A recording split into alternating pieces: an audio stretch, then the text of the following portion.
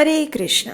भगवान संकर्षण अनंत देव जब भगवान श्री कृष्ण के साथ इस धरातल पर प्रकट होते हैं तो उन्हें हम बलराम जी के नाम से जानते हैं। उनका आविर्भाव दिवस यानी आज का दिन बलराम पूर्णिमा। तो चलिए आज हम भगवान श्री कृष्ण के बड़े भाई के रूप में आने वाले बलराम जी के जन्म की कथा सुनते हैं। कंस ने अपनी क्रूरता की सारी हदें पार कर दी थी। देवकी और वसुदेव को कारागृह में बंद करने के बाद भी चिंता उसका पीछा नहीं छोड़ रही थी। बार बार वो आकाशवाणी उसके कानों में गूंज रही थी, अरे मूर्ख कंस, जिस देवकी को तू रथ में लेकर जा रहा है उसी देवकी की 8वीं संतान तेरा काल बनेगी। आकाशवाणी तो अब शांत हो चुकी थी, लेकिन कंस का मन उसी क्षण से अशांत रहने लगा था। आखिर मृत्यु का भय किसे नहीं लगता, और ये तो असुर मानसिकता वाला कंस था जिसकी भौतिक इच्छाएं और आकांक्षाओं का कोई अंत नहीं था। हालांकि उसे वसुदेव के वचन पर विश्वास था कि जैसे ही देवकी किसी भी संतान को जन्म देगी तो वसुदेव तुरंत उसे कंस के पास लेकर आएंगे। लेकिन जब नारद मुनि ने कंस को समझाया कि यह 8वीं संतान कोई भी हो सकती है, पहली या 8वीं में भेद करना मुश्किल है, तो बस उसी दिन से उसने अपनी नवविवाहित बहन देवकी और बहनोई वसुदेव को कारागृह में बंद कर दिया था।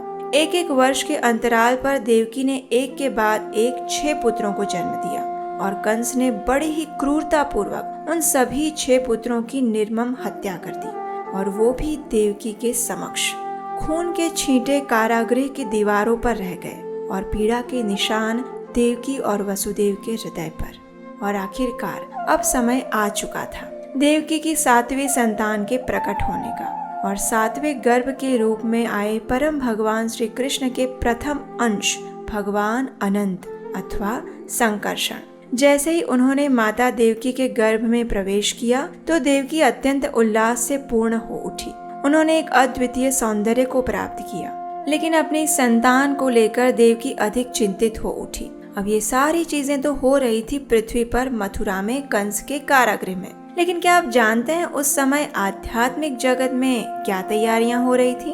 चलिए अब हम सीधे चलते हैं आध्यात्मिक जगत में, जहां परम भगवान श्री कृष्ण अपने पार्षदों के संग रहते हैं। माता देवकी को जब भगवान ने इस प्रकार कष्टमय स्थिति में देखा तो उन्होंने उन्हें कंस के अत्याचारों से मुक्ति दिलाने हेतु उसी क्षण योग माया को बुला भेजा। योग माया यानी भगवान की अंतरंगा माया शक्ति, जो कि भगवान की सभी लीलाओं को सुचारू रूप से चलाने में सहायता करती है।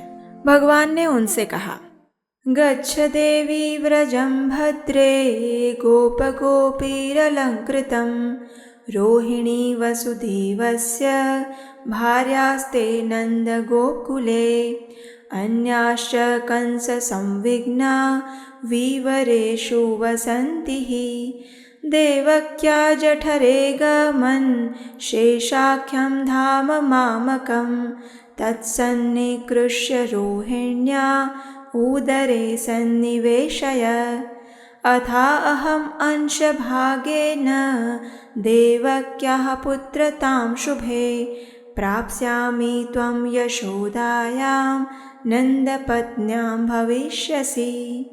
हे मेरी योग शक्ति, तुरंत व्रज में जाओ। वहाँ वसुदेव की एक पत्नी रोहिणी नंद महाराज के घर में रह रही है। कंस के भय से वसुदेव की अन्य पत्नियों ने भिन्न भिन्न स्थानों में शरण ली है।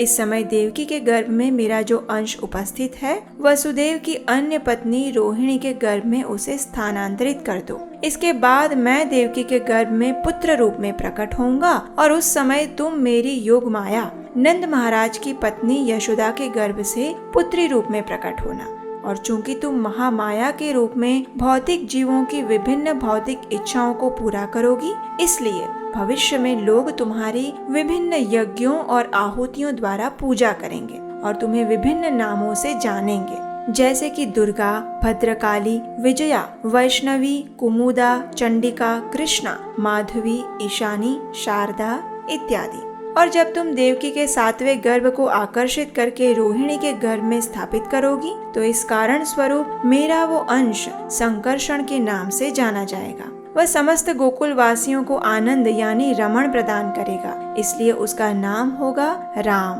और अतुलनीय बल के कारण उन्हें बलभद्र के नाम से भी जाना जाएगा।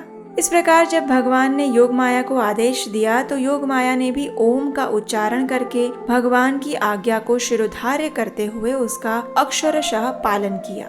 जब योग माया ने देवकी के 7वें गर्भ को स्थानांतरित किया तो देवकी को लगा कि उसका गर्भ गिर गया है।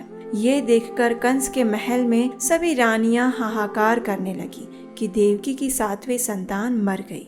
कंस भी इस कुतूहल को देखकर समझ नहीं पाया कि ये दैव इच्छा से हुआ था या फिर देवकी ने स्वयं ऐसा किया।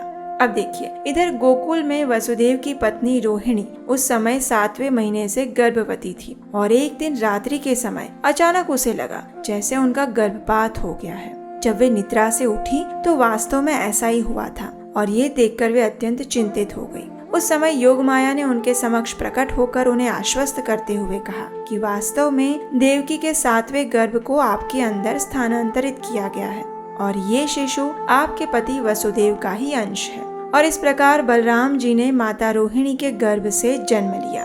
और वो दिन यानी आज बलराम पूर्णिमा का दिन। जब भी भगवान श्री कृष्ण इस धरातल पर अवतरित होते हैं तो उनके साथ उनके प्रथम अंश बलराम जी विभिन्न स्वरूपों में प्रकट होते हैं। वे संपूर्ण आध्यात्मिक जगत के स्रोत हैं। बलराम जी को आदि गुरु भी कहा जाता है क्योंकि वे सभी जीवात्माओं को परम भगवान श्री कृष्ण के समीप जाने का मार्ग दिखाते हैं। इसलिए इस संसार में जितने भी गुरु हैं उन सब के आदि गुरु हैं स्वयं बलराम जी। और आप जानते हैं बलराम जी की सबसे बड़ी विशेषता ये है कि वे भगवान श्री कृष्ण को सभी 5 रसों में आनंद प्रदान करते हैं। अब आप सोच रहे होंगे कि इसका अर्थ क्या है। तो देखिए, भगवान के साथ कोई भी जीव मुख्यतया इन 5 रसों में से किसी भी एक रस में आदान प्रदान करता है, जैसे कि शांत रस, दास्य रस, सख्य रस, वात्सल्य रस और माधुर्य रस। लेकिन बलराम जी इन सभी 5 रसों में भगवान की सेवा करते हैं। हमारे आचार्य श्रील विश्वनाथ चक्रवर्ती ठाकुर बताते हैं कि वास्तव में माता देवकी भक्ति का प्रतीक है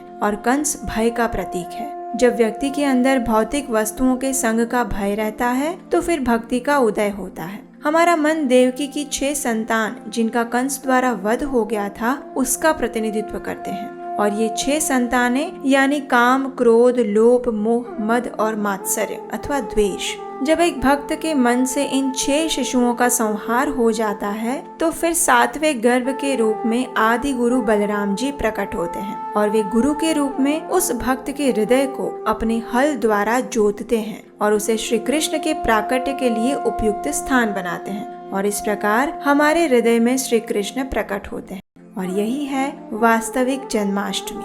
कितना गहरा चिंतन है ये, है ना। चलिए अब जल्दी से हमें नीचे कमेंट बॉक्स में लिखकर बताइए कि क्या इससे पहले आप बलराम जी की इतनी महत्वपूर्ण भूमिका के विषय में जानते थे।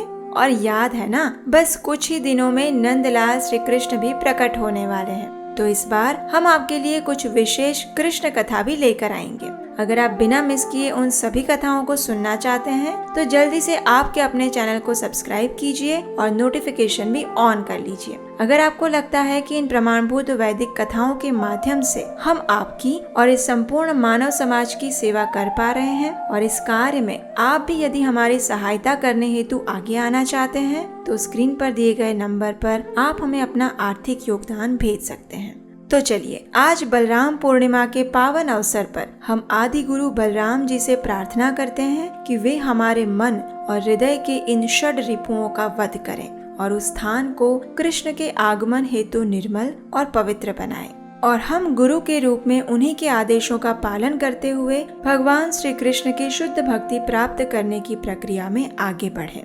आज बलराम पूर्णिमा के विशेष अवसर पर आप इस स्तवन का पाठ कर सकते हैं। देवाधिदेव भगवन् कामपाल नमोस्तुते, नमो अनंताय शेषाय साक्षाद् रामाय ते नमः। धराधराय पूर्णाय स्वधाम्ने शिरपाणये सहस्रशिरसे नित्यं नमः संकर्षणाय ते। रेवती रमण त्वं वै बलदेवोच्युताग्रजः अलायुधः प्रलम्बग्नः पाहि मां पुरुषोत्तम। बलाय बलभद्राय तालाङ्काय नमो नमः नीलाम्बराय गौराय रौहिणेयाय ते नमः धेनुकारिमुष्टिकारिः